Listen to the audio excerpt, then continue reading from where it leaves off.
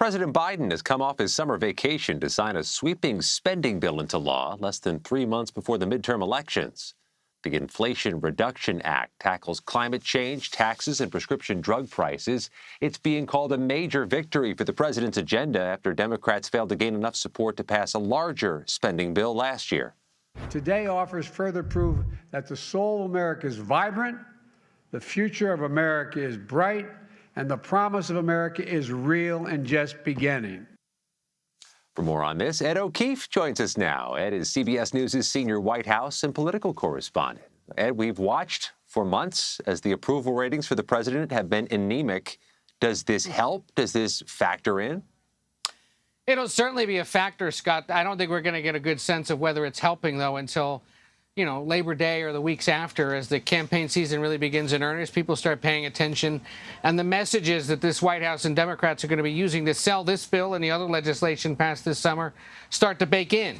But what we saw today from the president, what we heard, was a bit of optimism. And he seems to be casting this Inflation Reduction Act, plus all the other legislation passed this summer, most of it with Democratic, but some bipartisan support, as a way of sort of resetting his focus and the country's focus, trying to say, look, you've spent a lot of time in the last year and a half or so questioning whether this town can work together, questioning whether democracy is functioning. This kind of legislation proves that it can. And think about the summer. You had the passage of this major bill, which has historic spending on climate change and health care. You had the bipartisan gun control and mental health legislation, bipartisan legislation to buoy the semiconductor industry, bipartisan legislation to help veterans. But then, of course, Democrats will turn around and say, look at what this bill has that the others didn't. Plan to fight climate change, plan to cut prescription drug prices, a plan to help the IRS go after big-time tax cheats, and Republicans voted completely against it. That is a very easy and sort of traditional attack line that they'll use. Of course, Republicans will turn around and say, inflation's a problem, your taxes might go up, or you might get unfairly targeted by the IRS. None of that necessarily true or to be seen. And so we'll see how the argument goes. But the White House believes at this point they can turn things around, and they will do so by deploying the president, the vice president, and cabinet secretaries to dozens of events in 23 states between now and the end of September to start selling and explaining this legislation in hopes that it rubs off and helps congressional Democrats. This whole summer, there's been this intransigent pessimism about Democratic prospects for the midterms because of the cycle, because of the history of midterm elections for parties in power. How are things looking now for the Democratic Party going into the midterms? Is there a momentum that's being driven? I mean, I don't know if Democrats would use the word momentum, the big mo, or not. But certainly, if you look at polling that's been conducted in the last few weeks or so, you see on what we call the generic congressional ballot, which party would you rather have control Congress, Democrats are either even or pulling ahead of Republicans.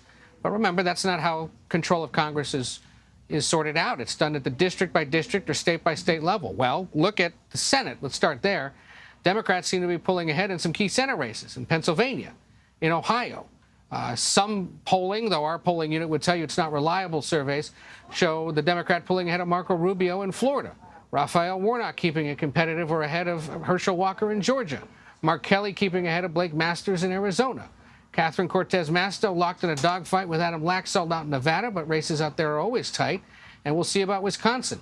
Remember, Republicans need to take a seat from Democrats. Right now, their best shot at that looks to be Nevada. But Democrats could win Pennsylvania and hold everything else, and the Senate would go 51-49 Democrat. So, ultimately, Scott, right now, we're probably going to end up in a very similar situation. 50-50, 51-49, 52-48. With one or the other in charge, which really doesn't change things and keeps us in this multi-cycle, almost 10-year plus, trend of things being pretty evenly divided in an increasingly divided country. Where 60 votes are still the magic number. How's the White House trying to mess with this experiment ahead of November? How are they messaging, trying to get some progress? Well, I think it's taking, for example, what the president did today and saying, look what's in this bill. It fights climate change. It cuts prescription drug prices on dozens of popular medicines used by Medicare beneficiaries. It keeps health care affordable for people on the Affordable Care Act. It makes multi-billion-dollar corporations pay taxes for the first time maybe ever. And Republicans voted completely against it. we were with the working class and they stood with special interests. I mean, we've heard these kinds of lines before. Populism, depending on the environment, that could work. It can help those Senate candidates. It could maybe keep the House losses lower.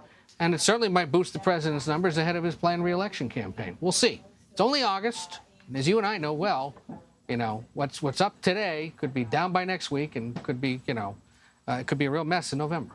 And talk about upside down. It's August, and look how comfortable and mild it is on the White House North Lawn for you. Yeah. In the dark suit, not sweating. It's good times. It's a little cooler, a little cooler. Ed O'Keefe at the White House, thanks much. Take care.